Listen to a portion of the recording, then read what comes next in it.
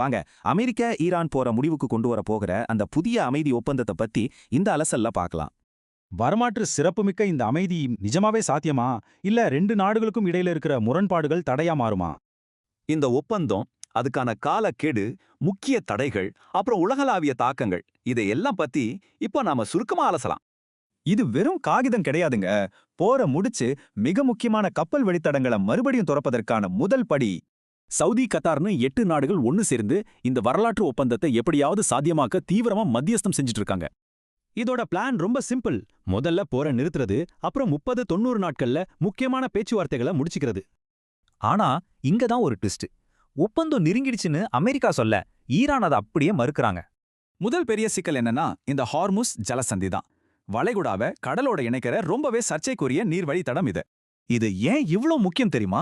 உலகத்தோட 20% எண்ணெய் மற்றும் எரிவாயு இது வழியாதான் போகுது. இதுல அமெரிக்கா தடையற்ற போக்குவரத்தை எதிர்பார்க்க, ஈரானோ தங்களோட முழுமையான கட்டுப்பாடும் அதிகாரமும் வேணும்னு ஸ்ட்ராங்கா நிக்கிறாங்க. ஈரான் ஜலசந்தியை மூடினதால பதிலுக்கு அமெரிக்கா ஈரானிய துறைமுகங்களை முற்றுகையிட்டாங்க. இது ஒரு பெரிய வர்த்தக போராவே மாறிடுச்சு. இந்த முட்டுக்கட்டையை உடைக்கவும், உலக எண்ணெய் சந்தையை நிலைநிறுத்தவும் ஈரான் எண்ணெய் மீதான தடைகளை நீக்க அமெரிக்கா திட்டமிட்டு இருக்காங்க. அடுத்த மிகப்பெரிய தடை ஈரானோட அணுசக்தி திட்டம், அப்புறம் அவங்க வச்சிருக்கிற அந்த செறிவூட்டப்பட்ட யுரேனியம் இருப்பு தான்.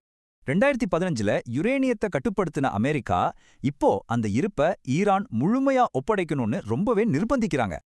ஆனா ரொம்ப ஆச்சரியமா, ஈரான் அணு ஆயுதங்களை உருவாக்கலேன்னு தான் அமெரிக்க உளவுத்துறையோட சமீபத்து அறிக்கையே சொல்லுது. அப்புறம் என்னதான் பிரச்சனை? ஈரானோட அணுசக்தி திட்டங்கள் மேல அமெரிக்காவுக்கு இருக்கிற ஆழமான அவநம்பிக்கை தாங்க இங்க முக்கிய காரணம்.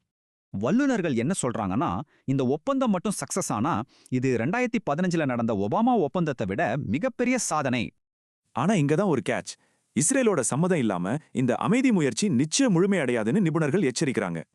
இஸ்ரேலோட திடீர் ராணுவ தாக்குதல்கள் எந்த நேரத்திலையும் இந்த அமைதி பேச்சுவார்த்தைகளை சீர்குலைக்கலாம் அப்படிங்கிறது தான் இப்போ மிகப்பெரிய அச்சுறுத்தல். இப்போ காலக்கெடு நெருங்கிட்டு இருக்கு. ஃபைனலா இங்க ராஜதந்திரம் வெல்லுமா, இல்ல மறுபடியும் போர் மூழுமா? நீங்களே சொல்லுங்க.